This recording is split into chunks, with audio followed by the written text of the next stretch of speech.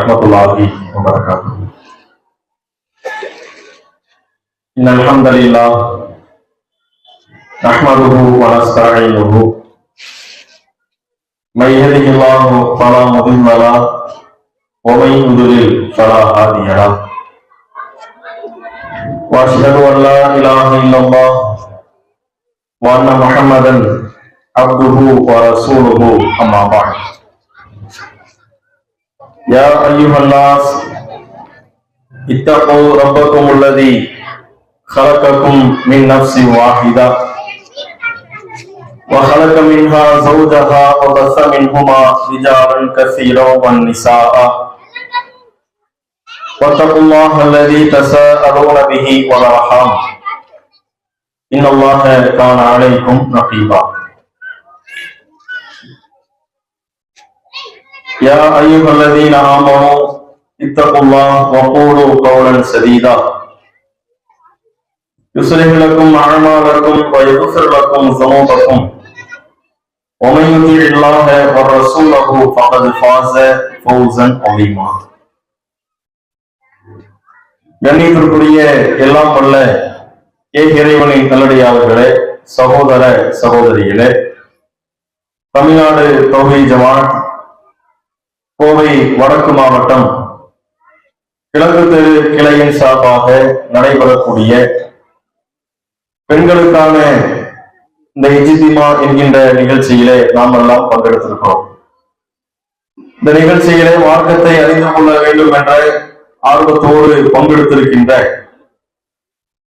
பெண்கள் மற்றும் ஆண்கள் அனைவரின் மீதும் வல்ல இறைவனுடைய அன்பும் அருளும் நிலவட்டுமாக என்ற பிரார்த்தனையோடு இந்த சொற்பொழிவினை ஆரம்பம் செய்கிறேன். இந்த நிகழ்ச்சியிலே பெண்ணியம் பேசிய புரட்சி மார்க்கம் என்கின்ற தலைப்பு எனக்கு வழங்கப்பட்டிருக்கிறது. பெண்ணியம் பேசிய புரட்சி மார்க்கம் என்கின்ற இந்த தலைப்பை பொறுத்தவரையில்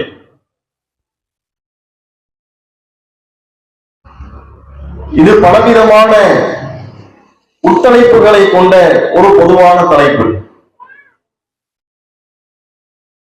எனக்கு முன்னால் பேசிய பெண் பேச்சாளர் பெண்களுக்கான இஸ்லாம் வழங்கக்கூடிய உரிமைகள் குறித்து பேசியிருப்பார்கள். இஸ்லாமிய மார்க்கம் பெண்களுக்கான உரிமைகளை மட்டுமே இஸ்லாத்தின் வடிவத்திலே பேசவில்லை. பெண்களுக்குரிய உரிமைகள் குறித்து பேசுவதை தாண்டி இன்னும் பல கோணங்களிலே பெண்களை பற்றி பேசுகின்ற காரணத்தினால் நமக்கு இந்த தலைப்பு ஒரு பொதுவான தலைப்பாக வழங்கப்பட்டிருக்கிறது. நாம் வாழுகின்ற இந்த சமகாலத்திலே நம்முடைய குடும்ப சூழல்கள், நம்முடைய குடும்ப ஆண்களால் குடும்பத்து பெண்கள் நடத்தப்படக்கூடிய நடைமுறைகளையும் அணுகுமுறைகளையும் சமகாலத்தில் நாம் பார்க்கின்ற பொழுது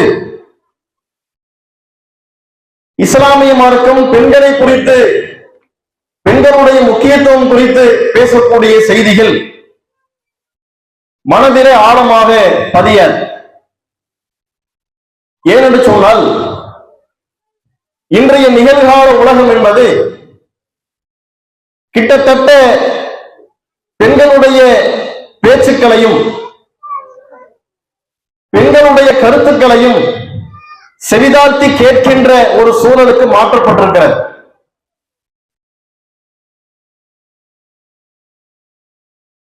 இந்த நூற்றாண்டிலே பெண்ணியத்தை பற்றி பேசுகின்ற பொழுதோ, பெண்களுக்கான உரிமைகளை பற்றி பேசுகின்ற பொழுதோ அது பெரிய சுவையாக தெரிவதும் கிடையாது. ஏனென்று சொன்னால் இன்றைக்கு கல்வி சார்ந்த அரசு பதவிகளிலேயும் துறைகளிலேயும் பெண்கள் கணிசமான அளவு வந்துவிட்டார்கள்.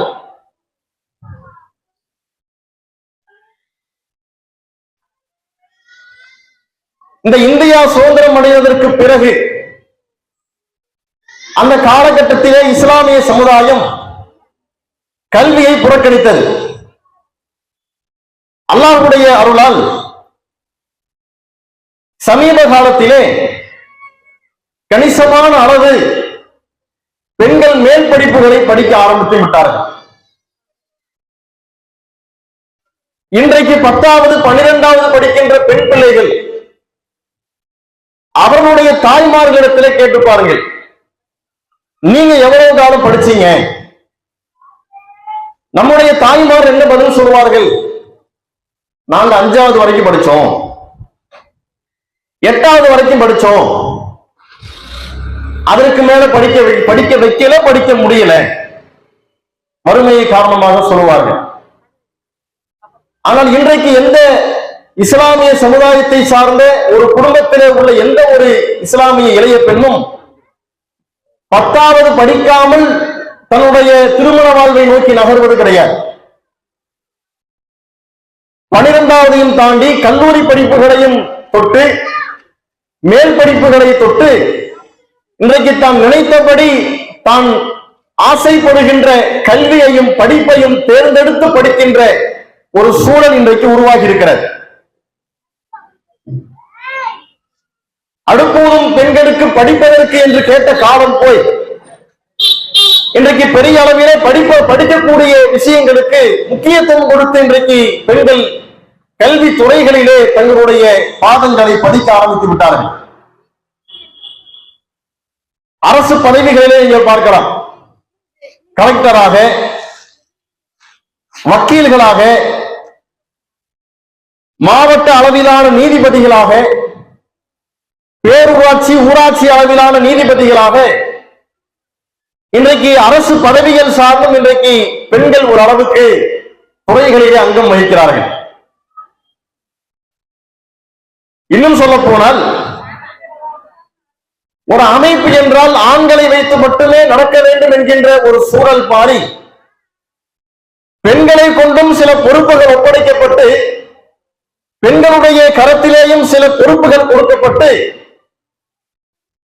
அவர்களும் தாங்கள் நினைத்ததை போல இந்த மார்க்கத்தை என்ன செய்கிறார்கள்? பிரச்சாரம் செய்கிறார்கள்.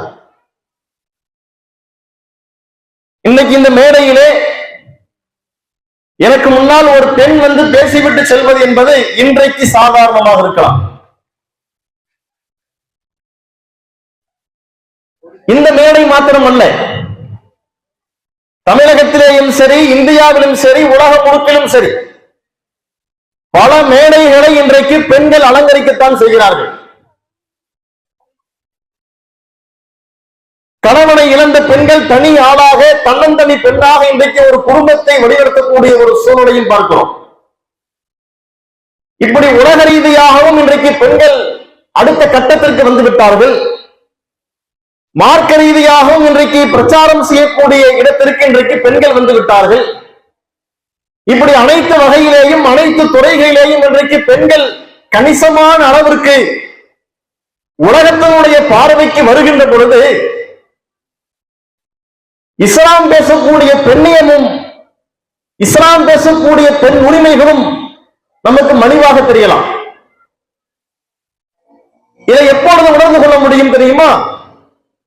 கடந்த காலங்களை ஒப்பிட்டு பார்க்கின்ற பொழுதுதான் நவீன காலத்தின் மாற்றம் நமக்கு பெரிய அளவிலே தெரியும். கடந்த காலம் என்று சொன்னால் நீங்க நினைக்கிற மாதிரி 1400 ஆண்டுகள் மட்டுமல்ல, 100 ஆண்டுகளுக்கு முன்னால் தமிழகத்து பெண்களுடைய நிலைமையே வேறுதான். 50 ஆண்டுகளுக்கு முன்னால் தமிழகத்தில் பெண்களுடைய சூழல் வேறு. நபிகளாருடைய காலத்து பெண்களை அன்றைய ஆண்கள் சமுதாயம் எப்படி நடத்தினார் என்று தெரியுமா? ஆஜம் என்று சொல்லுவார்கள். ஆஜம் என்று சொன்னால் கால்நடை என்று அர்த்தம். எப்படி ரோட்ல ஒரு ஆடும் மாடும் ஒரு விலங்காக ஒரு பிராணியாக பயணிக்கிறதோ, அந்த ஆடையும் மாடையும் ஒரு ஆண் எப்படி பார்ப்பானோ நடத்துவானோ அது போலத்தான் அன்றைக்கு பெண்கள் நடத்தப்பட்டார்கள். கால்நடைக்கு சமமான ஒரு படைப்பாகத்தான் இன்றைக்கு பெண்கள் பார்க்கப்பட்டார்கள். ஆண்களுடைய பார்வையிலே பெண்களுடைய பேச்சுக்கு மதிப்பளிக்கப்படாது, பெண்களுடைய உடல் பலகீனங்களுக்கு மதிப்பளிக்கப்படாது, பெண்களுடைய உணர்வுகளுக்கு மதிப்பளிக்கப்படாது, பெண்களுடைய தேவைகள் கண்டுகொள்ளப்படாது. ஒரு ஆண் தன்னுடைய சுய தேவைக்காக மட்டுமே ஒரு பெண்ணை பயன்படுத்தி வந்தார்.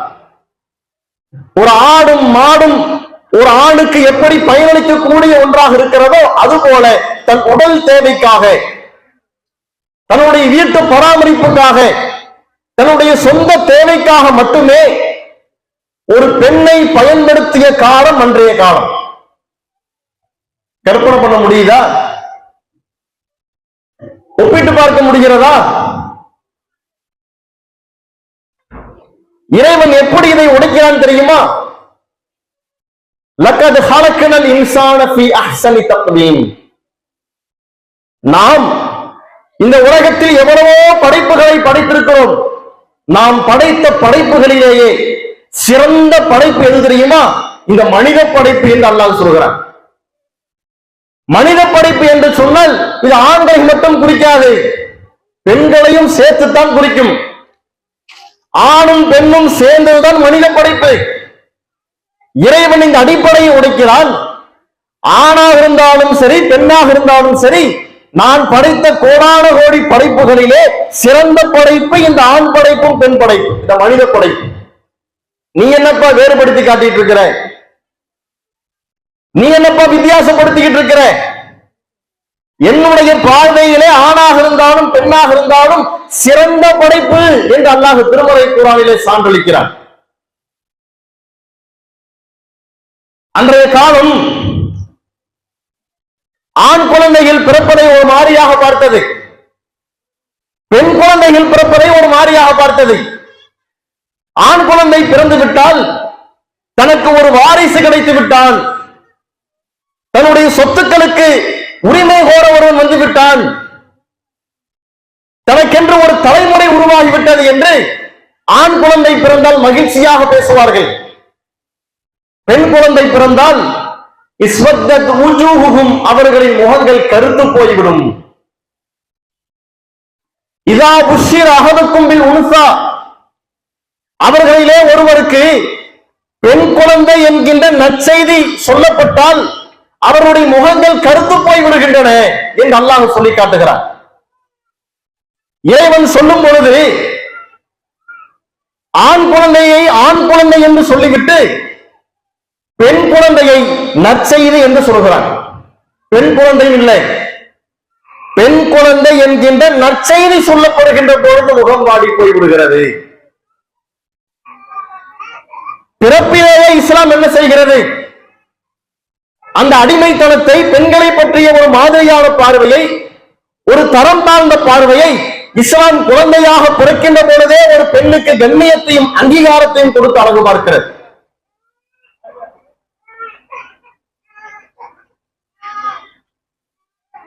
அப்ப அந்த காலத்தை நாம் ஒப்பிட்டு பார்க்கின்ற பொழுதுதான் நிகழ்காலத்திலே பெண்களுக்கு கொடுக்கப்படக்கூடிய உரிமைகளும், பெண்களுக்கு கொடுக்கப்படக்கூடிய மதிப்புகளும் மரியாதைகளும், குறிப்பாக இஸ்லாம் பேசக்கூடிய பெண்ணியமும் நமக்கு மகத்துவமாக தெரியும், அற்புதமாக தெரியும், ஆச்சரியமாக தெரியும். இன்றைக்கு உள்ள சூழலோடு ஒப்பிட்டு பார்க்கின்ற பொழுது இஸ்லாத்தினுடைய தனித்துவம் நமக்கு தெரியாது. அதனாலதான் ஒப்பீடு நாம சொல்றோம். இஸ்லாமிய மார்க்கம் என்ன மாதிரியான ஒரு புரட்சியை செய்திருக்கிறது தெரியுமா?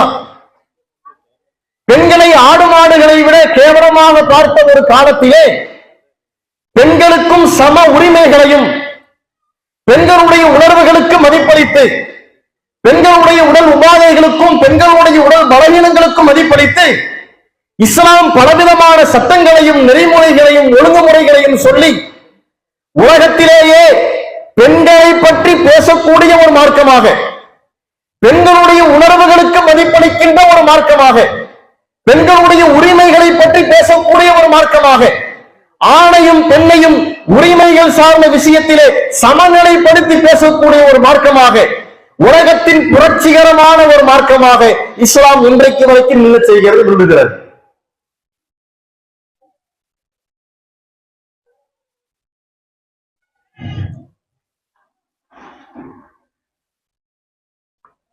இஸ்லாத்தினுடைய அடிப்படையான விஷயங்களை பாருங்கள். ஒரு ஆணை ஒரு பெண்ணிடத்திலே எப்படி நடந்து கொள்ள வேண்டும் என்று இஸ்லாம் சொல்லுகிறது தெரியுமா? நீத பலமானவனாச்சே.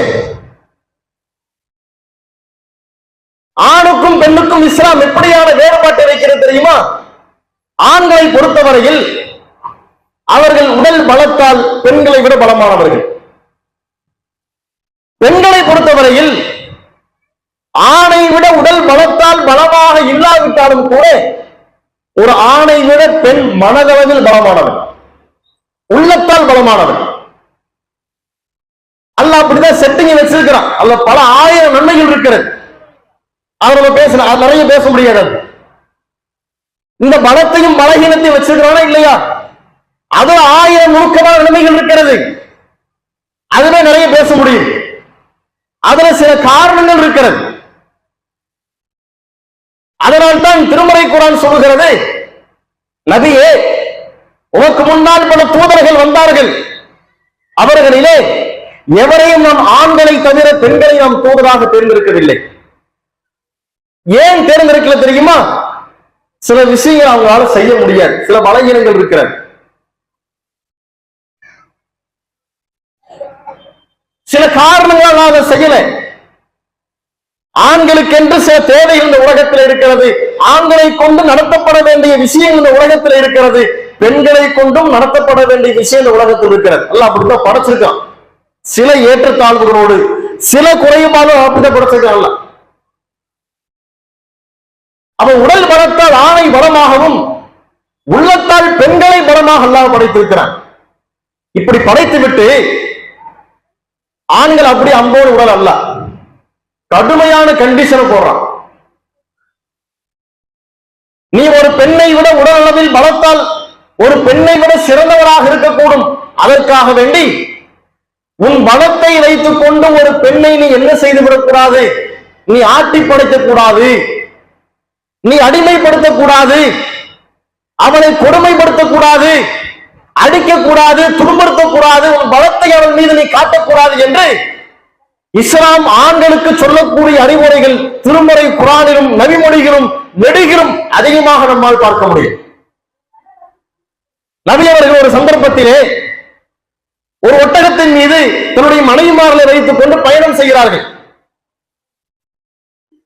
அப்ப ரசூலுல்லாஹ் வாகனத்திலிருந்து இறங்கி கூட இன்னொரு சஹாபி என்ன செய்யறாங்க, பயணம் மேற்கொள்வதற்காக கூட வச்சிருக்கிறாங்க. ரசூலுல்லாஹ் ஓட்டுறாங்க, முடிஞ்சிருச்சு, டயர்ட் ஆயிட்டாங்க. ரசூலுல்லாஹ் வாகனத்திலிருந்து கீழே இறங்கிட்டாங்க. நீங்க கொஞ்ச நேரம் ஓட்டிட்டு வாங்க வாகனத்தை. வாகனம்னா ஒட்டகத்தை சொல்றேன். அவர் ஏறி ஓட்டுறாரு. நபி அவர்கள் மென்மையாக ரசூல் என்ன செய்யறாங்க, ஒட்டகத்தை இயக்குறாங்க. அவர் ஏறி உட்கார்ந்தவரு கொஞ்சம் கரடு முரடா கொஞ்சம் வேகமா ஓட்டுறார், நிதானம் இல்லை. அப்ப ரசூலுல்லாஹ் அந்த தோழர்கிட்ட சொல்றாங்க, பாருங்க தோழரே, உள்ள யார் இருக்காங்க தெரியுமா? கண்ணாடி குடுவைகள் இருக்கிறது. உள்ள யார் இருக்கிறார்? கண்ணாடி குடுவைகள் இருக்கிறது. மென்மையாக ஓட்டுங்க, நிதானமாக வாகனத்தை இயக்குங்கள். அந்த கண்ணாடி குடுவைகளை உடைத்து விடாதீர்கள். ரசூலுல்லாஹ் யாருக்கு சொல்றாங்க? தனக்கு பதிலாக வாகனத்தை இயக்கக்கூடியவருக்கு ரசூலுல்லாஹ் சொல்றாங்க, வாகனத்தை இருக்கிறது பெண்கள் அப்படின்னு நீங்க நினைக்கிறீங்க, அவர்கள் கண்ணாடி குடுவைகளை போல மென்மையானவர்கள். கரடு முரடாக வாகனத்தை இயக்கி அவனை சிரமப்படுத்திடாதீங்க, மென்மையாக வாகனத்தை ஓட்டுங்க செய்யறாங்க ரசூலுல்லாஹ். ஆண்கள் சமுதாயத்துக்கு அறிவுரை சொல்றாங்க. நபி அவர்கள் சொன்னார்கள், இஸ்தௌஸு பின் நிசாஇ கைரா, ஆண்களே பெண்கள் விஷயத்தில் நீங்கள் மென்மையாக நடந்து கொள்ளுங்கள், பெண்களை நீங்கள் மென்மையாக நடத்துங்கள், பெண்களை நீங்கள் நளினமாக நடத்துங்கள். யாருக்கு சொல்லப்படக்கூடிய உபதேசம்? ஆண்களுக்கு சொல்லப்படக்கூடிய உபதேசம்.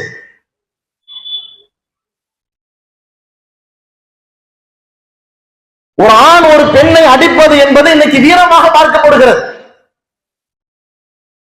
ஒரு ஆண் மது போதையிலே வீட்டிற்குள்ளாக வந்து தன்னுடைய வியாபாரத்திலே உள்ள கோபத்தை, தன்னுடைய நட்பு வட்டாரத்திலே உள்ள கோபத்தை தன் மனைவி மீது காட்டுவது என்பது இன்னைக்கு ஆண்கள் சமுதாயத்தில் பெரிய பெருமையாக பேசப்படுகிறது, வீரமாக பேசப்படுகிறது. இஸ்லாம் என்ன தெரியுமா சொல்கிறது?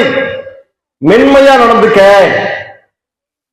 நளினமாக நடந்து கொள், உன்னுடைய பலத்தை எல்லாம் நீ காட்டிட்டு இருக்காத, உன்னுடைய வீரத்தை நீ காட்டிட்டு இருக்காத, அது வீரம் அல்ல, அது உண்மையான பலம் அல்ல. உன்னுடைய பலத்தை கொண்டு பலகீனமான அந்த பெண்ணை நீ வன்கொடுமை செய்யாத என்று இஸ்லாம் சொல்லுகிறது. பெண்களை நீங்கள் நளினமாக நடத்துங்கள். நபி அவர்கள் உச்சபட்சமாக ஒரு வார்த்தை சொல்கிறார்கள்,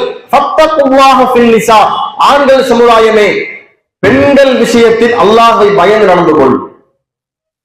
பெண்கள் விஷயத்தில் அல்லாஹ்வை பயந்து நடந்து கொள்.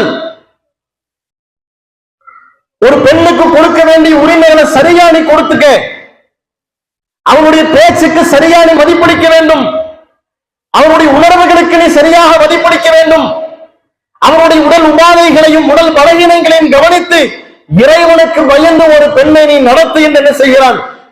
இறைவன் இறை தூதர் மூலமாக ஆண்கள் சமுதாயத்திற்கு அறிவுரை சொல்கிறான். எந்த உலகத்திலே, எந்த மார்க்கத்திலே ஆண்களை கண்டித்து இவ்வளவு சட்டங்கள் சொல்லப்படுகிறது பெண்களுக்காக? இன்னைக்கு உலகத்தில் உள்ள பெரிய பிரச்சனை என்ன தெரியுமா? பெண்களுக்கு எங்களுடைய பேச்சுக்கு மதிப்பளிக்கிறது இல்லை, எங்களுடைய உணர்வுகளுக்கு மதிப்பளிப்பது கிடையாது. இவங்க என்ன சொன்னாலும் நாங்க தலையாட்டிட்டு போகணும், திரும்பி ஒரு கேள்வி கேட்க கூடாது, ஒரு சந்தேகத்தை முன்வைக்க கூடாது, மாற்று கருத்து சொல்லக்கூடாது, கொடுக்கிறத சாப்பிட்டுக்கிட்டு தர்றதை வாங்கிக்கிட்டு ஒரு அடிமை மாதிரி வீட்டுக்குள்ள வாழணும். இப்படிப்பட்ட ஒரு வாழ்க்கை எனக்கு தேவையா? எனக்கு இந்த வாழ்க்கை வேண்டும். என்னுடைய மாமியார் மதிப்பது இல்லை, என்னுடைய கணவன் கொடுமைப்படுத்துகிறார். பெரும்பாலும் பெண்கள் குழாவுடைய விஷயத்தில் வைக்கின்ற காரணம் என்ன? தன் உணர்வுகள் மதிப்பளிக்கப்படவில்லை என்பது பெரிய காரணம் வைக்கிறார்.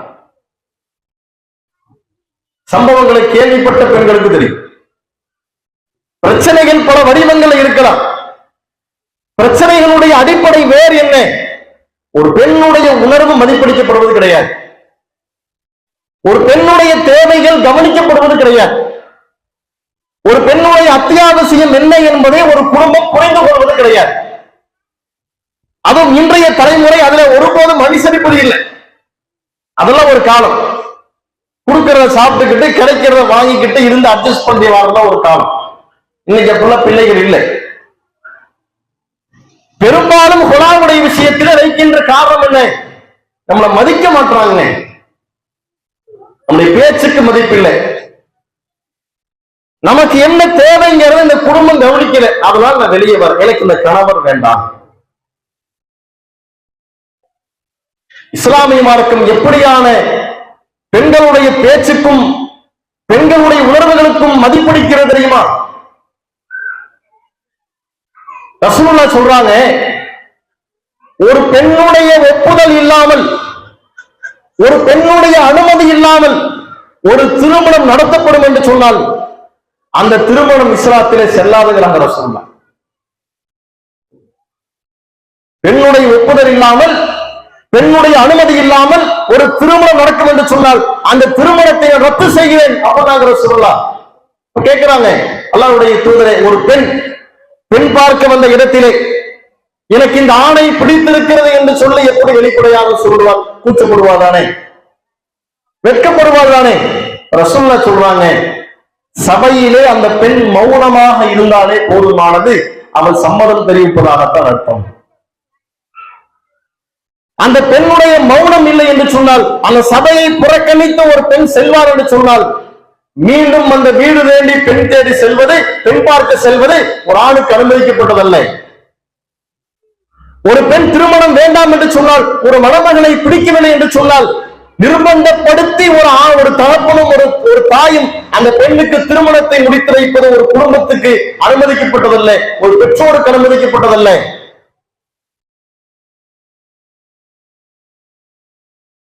இதை சொல்லும் போது சாதாரணமா தெரியும்.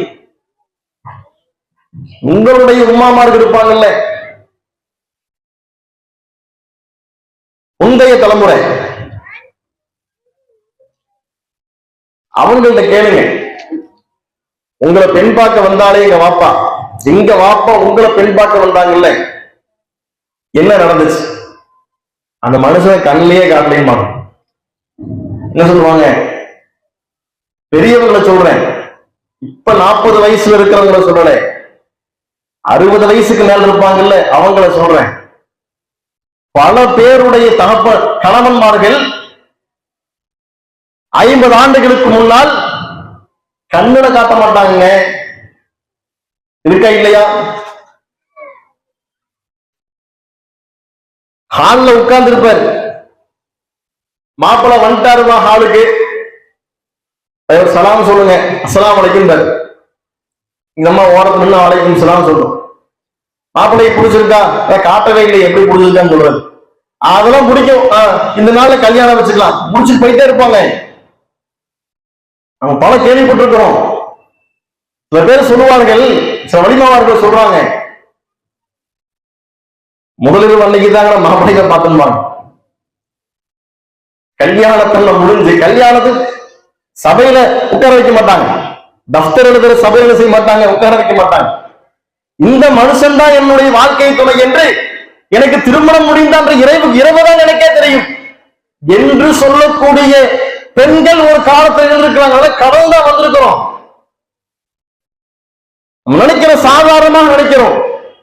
பெண்கள் இன்றைக்கு உள்ள சூழலை ஒப்பிட்டு பார்க்கும் பொழுது நம்ம நிம்மதியா இருக்கிறோம், நமக்கான உரிமைகள் கொடுக்கப்பட்டு விட்டது, இது நம்முடைய காலம் என்ற அடிப்படையில பெண்கள் நினைக்கலாம்.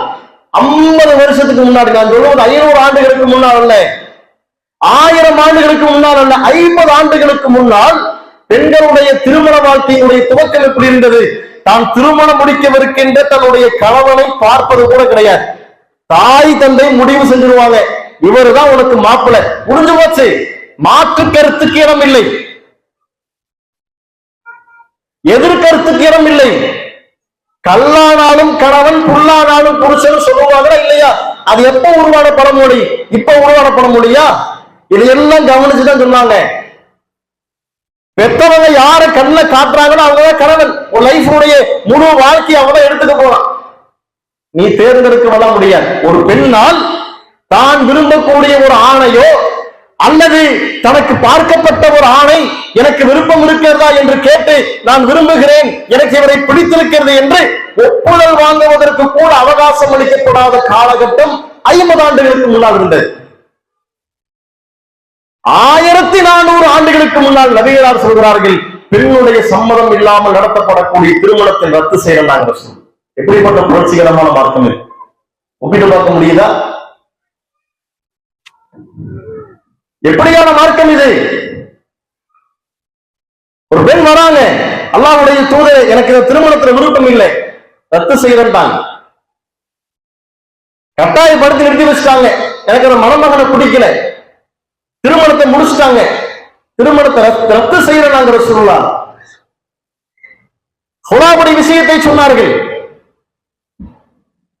ஒரு பெண் ஒரு கணவனை தேர்ந்தெடுத்து விட்டால் மரணிக்கின்ற வரைக்கும், அவன் இறந்து விட்டாலும் சரி, தன்னுடைய வாழ்க்கை துணை தன்னுடைய கணவன் இறந்து விட்டாலும் சரி, உடன்கட்டை ஏறக்கூடிய வழக்கம் தான் ஒரு காலத்தில் இருந்தது. மறுமணம் என்கின்ற பேச்சே கிடையாது. இஸ்லாமிய மார்க்கத்தை பாருங்கள், ஒரு ஆண் இறந்து விட்டால் மறுமணம் செய்வதற்கு உடனடியாக தயாராகி விடுகிறார். அதுவே இன்னைக்கு பெரிய குற்றச்சாட்டை வைக்கப்படுகிறது ஆண்கள் மீது. இல்லைங்க, முன்னாடி இறந்து 1 மாசம் ஆச்சு, 40 நாள் ஆச்சு, 2 மாசம் ஆச்சு, அதுக்குள்ளேயே ஒரு பொண்ணு பார்க்க ஆரம்பிச்சிட்டான். ஆண்கள் மீது வைக்கப்படுற குற்றச்சாட்டு இது. ஆண்கள் அப்படித்தான். பெண்கள் பலமான, மனதால் பலமானவர்கள்.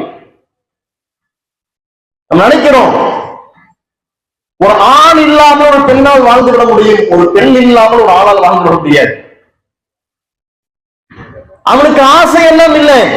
ஒரு 40 வயது, ஒரு 50 வயது, தன்னுடைய மனைவி இறந்து விட்டால் ஒரு பெண் மீதான மோகத்திலோ பெண் மீதான ஆசையிலோ மறுமணத்தை அவன் நாடுவது கிடையாது. பெரும்பான்மையான ஆண்கள் தான் மரணிக்கின்ற பொழுது தனக்கென்று ஒரு துணை இருக்க வேண்டும், அவ்வளவுதான். ஒரு அழகான ஒரு பெண் வேண்டும், லட்சணமான ஒரு பெண் வேண்டும், இதையெல்லாம் ஒரு ஆண் எதிர்பார்ப்பது கிடையாது. தான் மரணிக்கின்ற தருவாயில் தனக்கென்று ஒரு துணை வேண்டும், இவ்வளவுதான் ஒரு ஆண் எதிர்பார்க்கிறது. ஒரு பெண் இல்லாம அவனால் வாழ முடியாது. அதனால பல வீடுகள்ல சொல்லுவாங்க, நீ போறதுக்கு முன்னாடி நான் போயிடணும்பா. தன்னுடைய மனைவிட்டையே நீ போறதுக்கு முன்னால் நான் போயிடணும்பா, நம்மளால வாழ முடியாது. ஆனால் ஒரு பெண் எடுத்துக்கிட்டீங்கன்னு சொன்னா, கணவனை இழந்தாலும் கூட ஒரு பெண் தன்னந்தனியாக தன்னுடைய குடும்பத்தை வழிநடத்தக்கூடிய மன வலிமை அவங்களுக்கு இருக்கிறது. ஆனாலும் இஸ்லாம் சொல்லுகிறது, இருந்தாலும் இஸ்லாம் சொல்லுகிறது, ஒரு ஆணுக்கு எப்படி மறுமணம் செய்வதற்கு உரிமை இருக்கிறதோ அது போல ஒரு பெண் விரும்பினால் அவனும் என்ன செய்யலாம், மறுமணம் செய்யலாம். அது அவளுடைய விருப்பம். அதை அந்த குடும்பம் நிறைவேற்ற வேண்டும், அதை அந்த ஜமாத் நிறைவேற்ற வேண்டும்.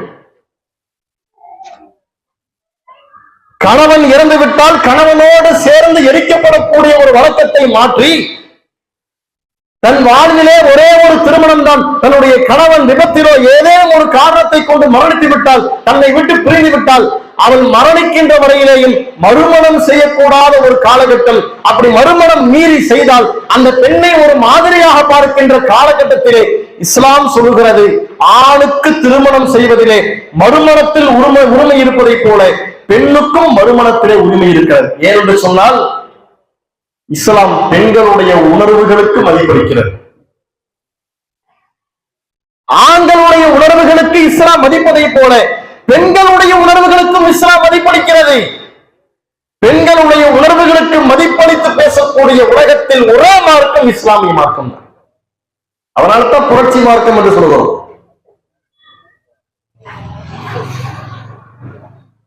அல்லாஹ் குர்ஆன்ல ஒரு வரலாறு சொல்றாங்க, ரொம்ப ஆச்சரியமாக இருக்கிறது. குர்ஆனை எடுத்து படித்து பாருங்கள். சூரா மரியம் 19வது அத்தியாயம், 19வது அத்தியாயத்தினுடைய 20வது வசனத்துக்கு மேல் அப்படி படிச்சிருவாங்க.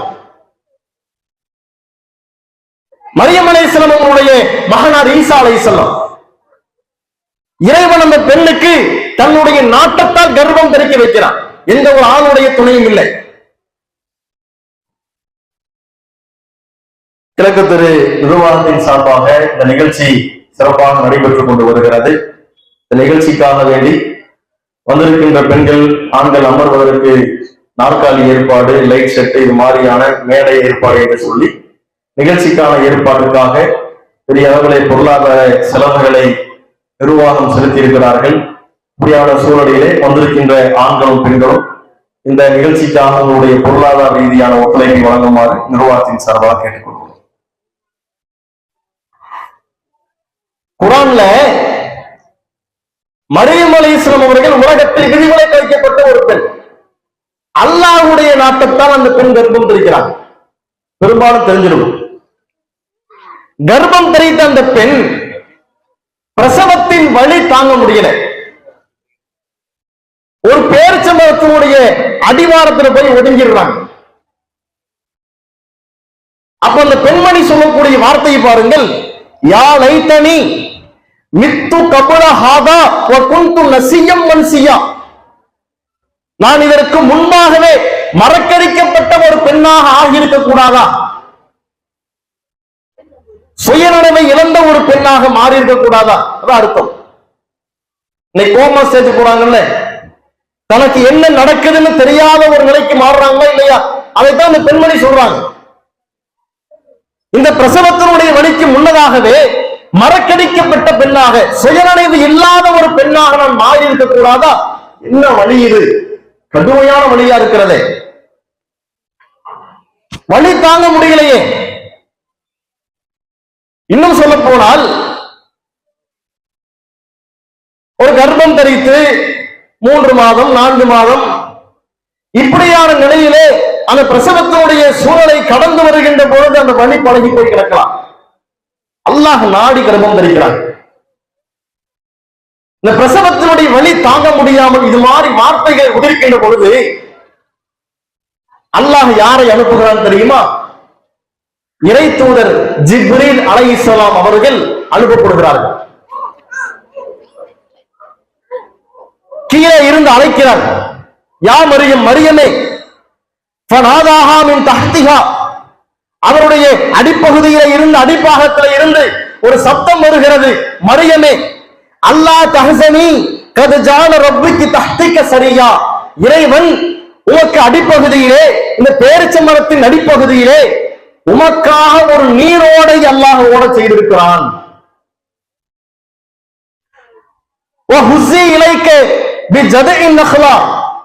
உமக்கு மேலே பேரிச்ச மரத்தினுடைய கிளைகள் தெரிகிறது இல்லையா, அந்த பேரிச்ச மரத்தினுடைய கிளைகளை உருக்குவீராக, துசாக்கித்து அழைக்க ருட்டபஞ்சனியா, அந்த பேரிச்ச மரத்தினுடைய கிளைகளை உதிர்ப்பதன் மூலமாக பேரிச்ச மரங்கள், பேரிச்ச கனிகள் கீழே விழுகும். குழி வசரவி, பேரிச்ச மரத்தை உண்பீராக, கீழே ஓடக்கூடிய நீரோடையிலிருந்து தண்ணீரை எடுத்து பருகுவீராக, கர்ரி ஐனா, கண் குளிர்ச்சியோடு இருப்பீராக. திருமறை குர்ஆன் ஒரு பெண்ணுடைய பிரசவத்தின் நேரத்தை பற்றி பேசுகிறார். பிரசவ வலியை பற்றி அல்லாஹ் பேசுறான். ஒரு பெண் தன் குழந்தையை ஹமலத்துஹு உம்முஹு வஹ்னன் அலா வஹ்னின், சிரமத்திற்கு மேல் சிரமப்பட்டு பெற்றெடுக்கிறார். அல்லாஹ் குர்ஆன்ல சொல்றான், பெற்றோருடைய சிறப்புகளை அல்லாஹ் சொல்கிறான். இந்த சம்பவத்திலே ஒரு பெண் கர்ப்பம் தரித்திருக்கிறாள், பிரசவத்துடைய நேரத்தில் இருக்கிறாள். அல்லாஹ் வானவரை அனுப்பி அந்த பெண்ணுக்கு நீரை புகட்ட செய்கிறான், பேரிச்சம்பழம் என்கின்ற உணவை புகட்ட செய்கிறான். அறிவியல் உலகம் சொல்லுகிறது, தண்ணீரே பார்க்கப்படக்கூடிய பிரசவம் பாதிக்கு பாதி பிரசவத்தின் வலியை குறைக்கிறது. அன்றைக்கு அல்லாஹ் ஏற்பாடு செய்யலாம். வெளிநாடுகளில் இந்த கலாச்சாரம் வந்துவிட்டு இங்கதான் இல்லை, தண்ணீரை பிரசவம் பார்ப்பாங்க, அந்த வலியை குறைக்கும். ஒரு பெண்ணுக்கு இறைவன் எப்படியான ஏற்பாட்டை செய்யலாம் பாருங்க. ஆச்சரியமா இருக்கா இல்லையா? குர்ஆன் பேசுதுங்க, ஒரு பெண்ணை பற்றி பேசுகிறது, அந்த பெண்ணுடைய பிரசவத்தின் நேரத்தை பற்றி பேசுகிறது, அந்த பெண்ணுடைய வலியை பற்றி பேசுகிறது, அந்த பெண்ணுடைய சூழலை புரிந்து இறைவன் அந்த பெண்ணுக்கு உணவு கொடுக்கிறான், குடிப்பதற்கு நீரை கொடுக்கிறான். கவலைப்படாதீன்னு ஆறுதல் சொல்றான் தூதர் மூலமாக. அது மட்டுமல்ல, வணக்க வழிபாடுகள் இருக்கிறதா இல்லையா? வணக்க வழிபாடு என்பது இன்றைக்கு இஸ்லாம் அல்லாத சமூகத்திலே கடுமையாக சில சட்டங்களை பார்க்க முடிகிறது. பெண்களாக இருந்தாலும் சரி, ஆண்களாக இருந்தாலும் சரி, இஸ்லாமிய மார்க்கம் பெண்களுக்கு அவர்களுடைய உடல் நிலையை கவனித்து, உடல் உபாதைகளை கவனித்து, இஸ்லாம் பெண்களுக்கு தொழுகையிலே சொல்லக்கூடிய சட்டத்தை எடுத்து பாருங்கள். மாதத்திலே 3 நாட்கள் அல்லது 1 வார காலம் மாதவிலக்குடைய நேரத்தில் பெண்கள் இருப்பார்கள், ஹைலுடைய காலத்தில் இருப்பார்கள். அந்த ஹைலுடைய காலத்தில் பெண்களுக்கு இஸ்லாம் தொழுகையிலே சலுகை கொடுக்கிறது. ஆணாக இருந்தாலும் பெண்ணாக இருந்தாலும் ஐவேளை தொழுவது இறைவனுக்கு பார்வையிலே கடமையாக்கி இருக்கிறான். முஸ்லிம்கள் மீது கடமை. ஒரு ஆணுக்கு எப்படி கடமை, ஒரு பெண்ணுக்கு எப்படி கடமை? ஆணாக இருந்தால் கண்டிப்பாக பள்ளிவாசலுக்கு வந்துதான் தொழுக வேண்டும். வீட்டில் தொழுகிறது கூடாது. எப்பாவது தொழுதுக்க, நிர்பந்தத்துக்கு தொழுதுக்க, என்னைக்காவது தொழுதுக்க, வழக்கமா வச்சுக்காத, பள்ளிக்கு வந்து தொழுகணும். பெண்களாக இருந்தால் இங்க பள்ளிக்கு வந்து தொழுவது கட்டாயம் அல்ல, வீடுகளில் தொழுவது உங்களுக்கு கட்டாயம், பள்ளிக்கு வருவது உங்களுக்கு ஆப்ஷன். நீங்கள் விரும்பினால் பள்ளிக்கு வரலாம். ஆண்களாக இருந்தால் கண்டிப்பாக பள்ளிக்கு வந்து தொழ வேண்டும், பெண்களாக இருந்தால் விரும்பினால் பள்ளிக்கு வந்து தொழுகலாம், வீடுகளில் தொழுதா போதும். லா தம்ரவு இமா அல்லாஹ், உங்களுடைய வீட்டு பெண்கள் பள்ளிவாசலுக்கு வந்து தொழ வேண்டும் என்று அனுமதி கேட்டால் ஆண்களே அனுமதி மறுக்காதீர்கள், அனுமதி கொடுத்துருங்க. நீ போன்னு சொல்லாத, பள்ளிக்கு வந்து தொழுகை கட்டாயப்படுத்தால் அவங்க உரிமை இல்லை. அவர்களாக விருப்பப்பட்டு கேட்ட நீ அனுமதி கொடுத்து, அனுமதி மறுக்காது. இஸ்லாம் என்ன சொல்கிறது? உங்களுடைய விருப்பம், உங்களுக்கு சூழல் ஒத்து வந்தால், உங்களுக்கு சந்தர்ப்பம் ஒத்து வந்தால், உங்களுக்கு பள்ளிக்கு வந்து தொழுவதற்கு முடியும் என்று சொன்னால், நீங்கள் விரும்பினால் பள்ளிக்கு வந்து தொழுகலாம். உங்களுக்கு முடியவில்லை என்றால், உங்களுக்கு விருப்பம் இல்லை என்று சொன்னால், உங்களுக்கு சூழல் சரியில்லை என்று சொன்னால், நீங்கள் பள்ளிக்கு வந்து தொழ வேண்டிய அவசியம் இல்லை. உங்கள் வீடுகளில் தொழுதால் போதும். இஸ்லாம் கட்டாயப்படுத்த நினைக்கிறீங்களா? பள்ளிக்கு வந்தே தொழுதாக வேண்டும் என்று இஸ்லாம் சொல்லுகிறதா? இந்த வீடுகளில் நீங்க தொழுதா போதும். இறைவன் ஒட்டுமொத்த உலகத்திலே உள்ள ஈமான் கொண்ட ஆண்களுக்கும் பெண்களுக்கும் நோன்பை கடமையாக்குகிறான். எல்லா ஆண்களும் கண்டிப்பாக நோன்பு வைக்க வேண்டும். தக்க காரணம் இல்லாமல் நோன்பு விடக்கூடாது. இஸ்லாம் பெண்களுக்கு சொல்கிறது, மாதவிலக்கு ஏற்பட்ட பெண்களுக்கு நோன்பிலே இஸ்லாம் சலுகை கொடுக்கிறது. நீங்க நோன்பு வைக்க வேண்டிய அவசியம் இல்லை. ரமலான் முடிந்த பிறகு உங்களுக்கு நேரம் அமைகின்ற பொழுது அந்த விடுபட்ட கடமையான நோன்புகளை நீங்கள் ரமலானுக்கு பிறகு நீங்கள் நோற்றுக் கொள்ளுங்கள் என்று சொல்லி இஸ்லாம் பெண்களுக்கு மாதவிலக்கு நேரத்திலே தொழுகையிலே சலுகை கொடுக்கிறது, நோன்பிலே சலுகை கொடுக்கிறது. ரெண்டுமே கடமை. இஸ்லாத்தின் 50 கடமைகள் உள்ளது. இறைவனுக்கு செய்ய வேண்டிய கடமைகள் உள்ளது. கடமைகளிலே உள்ள ஒன்றாக இருந்தாலும் பெண்களுடைய பலகீனத்தை கருத்திலே கொண்டு இஸ்லாம் சலுகை கொடுக்கிறது. இப்படிப்பட்ட மார்க்கத்தை எங்கேயாவது பார்க்க முடியுமா? வணக்க வழிபாட்டிலே சலுகை மட்டுமல்ல, நீங்க பள்ளி வாசலுக்கு நீங்க வரலாம். இது சாதாரண விஷயம் நீங்க நினைக்கிறீங்களா? வணக்க வழிபாட்டு தளத்துக்கு வருவது சாதாரண விஷயமா? அன்றைய காலத்தோடு ஒப்பிட்டு பாருங்க. 50 வருஷத்துக்கு முன்னாடி உள்ள சூழலோடு ஒப்பிட்டு பாருங்கள். ஏனைய மக்களோடு ஒப்பிட்டு பாருங்கள். ஏனைய மார்க்கத்தோடு ஒப்பிட்டு பாருங்கள். வணக்க வழிபாட்டு தளத்துக்கு அவ்வளவு எளிதாக பெண்கள் நுழைய முடியாது. இஸ்லாம் சொல்லுகிறது, மாதவிலக்கு நேரம் அல்லாத பட்சத்தில் நீங்கள் ஆண்கள் தொடரக்கூடிய இடமாக இருந்தாலும் தாராளமாக வரலாம். பள்ளிவாசலில் நீங்கள் தாராளமாக வரலாம். மாதவிலக்கு இல்லாமல் இருந்த வந்தா போதும். இப்படி இஸ்லாம் வணக்க வழிபாட்டிலே சொல்லக்கூடிய உரிமைகள் என்பதும் பெண்களுடைய உணர்வுகளுக்கு மதிப்பளித்து, வணக்க வழிபாட்டில் சொல்லக்கூடிய சலுகை என்பதும் பெண்களுடைய உடல் பலகீனத்துக்கு மதிப்பளித்து இஸ்லாம் பேசக்கூடிய அற்புதமான மார்க்க சட்டங்கள். சொல்லுங்க பார்ப்போம்.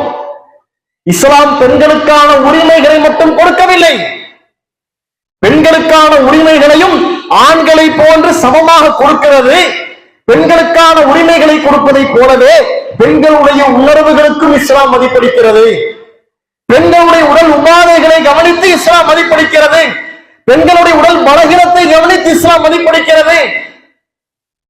இப்படிப்பட்ட ஒரு புரட்சி மார்க்கத்தை எங்கேனும் பார்க்க முடியுமா? இஸ்லாம் உரிமைகளை மட்டும் கொடுக்கலைங்க. பெண்களுக்கு இஸ்லாம் உரிமைகளை கொடுப்பதாக மட்டும் நினைச்சக்கூடாது. இஸ்லாம் பெண்ணியத்தை பேசுகிறது. பெண் உரிமை மட்டும் பேசல, பெண்ணியத்தை பேசுகிறது. பெண்ணியத்தை பேசுவது என்பதே பெரிய விஷயம்தான். பெண்ணியத்தை பேசுவது என்பதே பெரிய ஆச்சரியமான விஷயம்தான். பெண்களை கவனித்த அறிவுரைகளை சொல்லுவதே இஸ்லாத்தில் பெரிய விஷயம்தான். உலக நடைமுறையோடு ஒப்பிட்டு பார்க்கும்போது இப்படிப்பட்ட ஒரு மகத்துவமான, உன்னதமான, புரட்சிகரமான உலகத்தில் எந்த மார்க்கமும் எந்த சித்தாந்தமும் பெண்களை பற்றி பேசாத அளவிற்கு, பெண்களுடைய உணர்வுகளுக்கு மதிப்பளிக்காத அளவிற்கு, பெண்களுடைய உடல் பலகீனத்தை கவனித்து பேசாத அளவுக்கு உலகத்தில் பெண்களை கவனித்து பேசக்கூடிய, பெண்களுடைய உணர்வுகளுக்கு மதிப்பளிக்கக்கூடிய, பெண்களுடைய உடல் பலகீனத்தை கவனித்து சட்டங்களை சொல்லக்கூடிய ஒரே உன்னத மார்க்கம், ஒரே புரட்சிகரமான மார்க்கம் இறைவனுடைய அருளால் இந்த இஸ்லாம் என்கின்ற மார்க்கத்தை தவிர இந்த உலகத்தில் மார்க்கம் கிடையாது. அல்லாஹ் பெண்களுக்கு அருள் செய்திருக்கிறான். சட்டத்தின் மூலம் பெண்களுக்கு வாழ்வளிக்கிறான். இஸ்லாத்தின் மூலம் பெண்களுக்கு வாழ்வளிக்கிறான். இஸ்லாத்திற்கு வருகின்ற பெண்களுக்கு இஸ்லாம் வாழ்வளிக்கிறான்.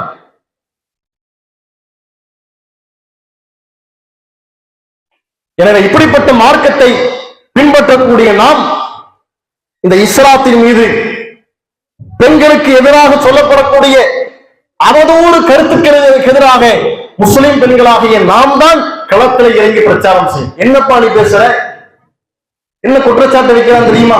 அபாண்டமா குற்றச்சாட்டு வைக்கிறான். இஸ்லாம் பெண்களுடைய உரிமைகளை பறிக்கிறது, ஆடை விஷயத்திலே கட்டுப்பாடுகளை போடுகிறது, பெண்களுக்கு பேச்சு சுதந்திரம் இல்லை, கருத்து சுதந்திரம் இல்லை, அவங்களுடைய உரிமைகள் மதிக்கப்படுவது இல்லை. அநியாயமான அவதூறான பிரச்சாரங்கள் இன்றைக்கு தமிழகத்திலே இஸ்லாத்தின் மீதும் இஸ்லாம் பெண்களை பற்றி பேசக்கூடிய சட்டங்களை அறியாமல் முழுமையாக தெரிந்து கொள்ளாமல் அரை வேக்காடுகள் இஸ்லாத்தின் மீது அவதூறு பிரச்சாரத்தை வைக்கிறார்கள். யார் அதை தகர்த்தெறியவும், யார் அதை உடைத்தெறிய வேண்டும்? இஸ்லாத்தை கடைபிடிக்கின்ற முஸ்லிம் பெண்களாகிய நாம் தான் உடைத்தெறிய வேண்டும். எங்களுடைய ஹிஜாபுடைய சட்டம் அது எங்களுடைய உரிமைகளை ஒருபோதும் பறிக்காது. இஸ்லாம் சொல்லக்கூடிய ஒழுக்க நெறியோடு ஒழுக்க மாண்போடு ஹிஜாபுடைய சட்டத்தோடு நாங்கள் எங்கள் கல்விக்கான உரிமையை நாங்கள் எடுத்துக்கொள்வோம். ஹிஜாபுடைய ஒழுங்கோடு ஹிஜாபுடைய சட்டங்களோடு நாங்கள் எங்களுடைய படிப்பை நாங்கள் மேற்கொள்வோம். எங்களுடைய வருமானத்துக்கான வழியை நாங்கள் தேடிக்கொள்வோம். எங்களுடைய பொறுப்புகளையும் எங்களுடைய பதவிகளையும் நாங்கள் நடத்திக் கொள்வோம். நாங்கள் வெளியே பயணம் செய்வோம், வருமானங்களை ஈட்டுவோம், வியாபாரம் செய்வோம், தொழில் செய்வோம், என்ன வேண்டுமானாலும் செய்யலாம். ஆண்களுக்கு வழங்கப்படக்கூடிய அனைத்து விதமான உரிமைகளும் அனைத்து விதமான சுதந்திரங்களும் இஸ்லாம் பெண்களுக்கும் கொடுக்கிறது. ஆனால் இஸ்லாம் சொல்லக்கூடிய ஒழுக்கவியலோடு அதை நாம் செய்யலாம். இஸ்லாம் ஒருபோதும் தடை போடவில்லை. இஸ்லாம் பெண்களுக்கு கல்வி பறிக்கல. ஹிஜாப் இல்லாம கல்வி தேடி போகாத, ஒழுக்கம் இல்லாம கல்வி தேடி போகாத. இஸ்லாம் பெண்களுடைய வருமானத்தை ஒருபோதும் முடக்கவில்லை. வருமானத்தை ஈட்டலாம், ஆனால் ஹிஜாப் இல்லாமல் பெண்களுக்கு சொல்லப்படக்கூடிய ஒழுக்கவியல் சார்ந்த சட்டங்களை மீறாமல் நீ என்ன செய்யலாம்? வருமானத்தை ஈட்டலாம். இப்படித்தான் இஸ்லாம் சட்டம் சொல்கிறார். இப்படியான உரிமைகளைத்தான் இஸ்லாம் சொல்கிறது. இஸ்லாம் ஒருபோதும் பெண்களுடைய உரிமைகளை முழுமையாக ஒருபோதும் பறிக்கவில்லை. இது பெண்களுக்கு மட்டுமல்ல, ஆண்களாக இருந்தாலும் சரி. ஆண்களாக இருந்தாலும் வியாபாரம் பண்ண போறாங்க, எப்படி வேணாலும் வியாபாரம் பண்ணிக்கலாமா? அப்படி அல்ல. இஸ்லாம் சொல்லக்கூடிய ஹராம் ஹலால் என்கின்ற அந்த வரையறைக்குள்ளாகத்தான் ஒரு ஆணாக இருந்தாலும் வியாபாரம் பண்ணணும். படிக்க போறோம், எப்படி வேணாலும் படிச்சுக்கலாமா? இஸ்லாம் சொல்லக்கூடிய ஆண்களுக்கான ஒழுக்கங்களோடு படிக்க வேண்டும். சம்பாதிக்கலாம், எப்படி வேணாலும் சம்பாதிக்கலாமா? இஸ்லாம் சொல்லக்கூடிய ஆண்களுக்கான ஒழுக்கங்களை கடைபிடித்து சம்பாதிக்க வேண்டும். இஸ்லாம் சுதந்திரத்தை கொடுப்பதோடு சேர்த்து கட்டுப்பாடுகளையும் சேர்த்தே சொல்கிறது. அந்த கட்டுப்பாடுகள் பெண்களுக்கு மட்டுமே உரித்தான கட்டுப்பாடுகளாக இருந்தால் இஸ்லாம் பெண்களை ஒடுக்குகிறது என்று சொல்லலாம், பெண்களை முடக்குகிறது என்று சொல்லலாம். ஆனால் இஸ்லாம் சொல்லக்கூடிய ஒழுக்கம் என்பது பெண்களுக்கு மட்டுமல்ல, ஆண்களுக்கும் சேர்த்துத்தான். ஒரே ஒரு வசனத்தை சொல்லி முடிக்கிறேன். அல்லாஹ் குர்ஆனில் சொல்கிறான், குல்லில் முஃமினீன், ஈமான் கொண்ட ஆண்களுக்கு சொல்லுகிறார்கள், நபியே அவர்கள் தங்களுடைய பார்வைகளை தாழ்த்திக் கொள்ளட்டும், வயஹ்ஃபல்ன ஃபுரூஜஹுன்ன, தங்களுடைய கற்புகளை பேணிக் கொள்ளட்டும். யாருக்கு அல்லாஹ் சொல்றான்? ஆண்களுக்கு சொல்கிறான். பெண்களுக்கு அல்லாஹ் சொல்கிறான், குல்லில் முஃமினாத் யகுதுன்ன மின் அப்சாரிஹின்ன வயஹ்ஃபல்ன ஃபுரூஜஹுன்ன, அவர்களும் தங்களுடைய பார்வைகளை தாழ்த்திக் கொள்ளட்டும், தங்களுடைய கற்புகளை பேணிக் கொள்ளட்டும். சொல்லுங்க, இஸ்லாம் போடக்கூடிய சட்டம் என்பது ஒழுக்கம் என்பது பெண்களுக்கு மட்டுமல்ல, ஆணுக்கும் கற்பு இருக்கிறது, ஆணுக்கும் ஒழுக்கம் என்பது வேண்டும். பெண்ணுக்கும் கற்பு இருக்கிறது, பெண்ணுக்கும் ஒழுக்கம் என்பது வேண்டும். இஸ்லாம் சொல்லக்கூடிய ஒழுக்கவியலோடு நீங்க என்ன செய்யுங்கள்? நீங்கள் விரும்பிய பாதைகளை தேர்ந்தெடுக்கலாம் என்று சொல்லி இஸ்லாம் சுதந்திரத்தை கொடுக்கிறது. ஆனால் கட்டுப்பாடு இல்லாத சுதந்திரத்தை கொடுக்கவில்லை. அப்படிப்பட்ட சுதந்திரம் ஒருபோதும் சமுதாயத்தினுடைய நல்வழிக்கு ஒருபோதும் தீர்வாக அமையாது. கட்டுப்பாடற்ற காத்தாடி, கையிலிருந்த காத்தாடியாக சுதந்திரம் என்கின்ற பெயரிலே, வாழ்வியல் சுதந்திரம் என்கின்ற பெயரிலே கட்டுப்பாடுகளும் ஒழுக்கமுறைகளும் சொல்லித்தரப்படாத ஒரு ஒழுக்கமுறை, ஒரு வழிகாட்டுதல் என்பது கையிலிருந்த காத்தாடி போலத்தான் ஆயிருக்கும். எனவே இஸ்லாம் ஆண்களாக இருந்தாலும் பெண்களாக இருந்தாலும் ஒழுக்கவியலோடு சேர்த்துத்தான் என்ன செய்கிறது? உரிமைகளை வழங்குகிறது. அதிலே ஒரு படி மேலாக இந்த உலகத்தில் பெண்களுக்கு இஸ்லாம் ஆண்களுக்கு கொடுக்கின்ற அனைத்து விதமான உரிமைகளையும் பெண்களுக்கும் சம அளவிலே கொடுத்து ஒழுக்கவியல் சார்ந்த கட்டுப்பாடுகளோடு தாங்கள் விரும்பிய பாதைகளை தேர்ந்தெடுப்பான உரிமைகளை இஸ்லாம் என்ன செய்கிறது? பெண்களுக்கு கொடுக்கிறது. எனவே இஸ்லாத்திற்கு எதிராக வைக்கப்படக்கூடிய அவதூறு பிரச்சாரங்களையும் குற்றச்சாட்டுகளையும் முஸ்லிம் பெண்களாகிய நாம் தான் இஸ்லாத்தை வாழ்வியல் நெறியாக கடைபிடிப்பதன் மூலமாக எதிரிகளுக்கு நாம் பதிலடி கொடுக்க வேண்டும். அந்த அடிப்படையில் இஸ்லாத்தை முழுமூச்சாக கடைபிடித்து இஸ்லாம் பெண்களுக்கு வழங்கக்கூடிய உரிமைகளையும் சம அளவிலான அந்தஸ்துகளையும் இஸ்லாமிய மக்களுக்கும் இஸ்லாம் அல்லாத மக்களுக்கும் இஸ்லாத்தை பற்றிய அறிதல் இல்லாத இஸ்லாத்தை பற்றிய புரிதல் இல்லாத ஏனைய மக்களுக்கும் எடுத்துச் சொல்லி இஸ்லாத்தினுடைய பெண்ணியம் பேசக்கூடிய கருத்துக்களை உலகெங்கிலும் பரவக்கூடிய இந்த ஜமாத்துடைய பிரச்சாரத்திலே உங்கள் அனைவரையும் இணைத்துக் கொள்ளுமாறு கேட்டுக்கொண்டு என்னுடைய உரையை நிறைவு செய்கிறேன். வாஹர் தஅவானா அல்ஹம்துலில்லாஹி ரப்பில் ஆலமீன். அஸ்ஸலாமு அலைக்கும் வரஹ்மத்துல்லாஹி வபரகாத்துஹு.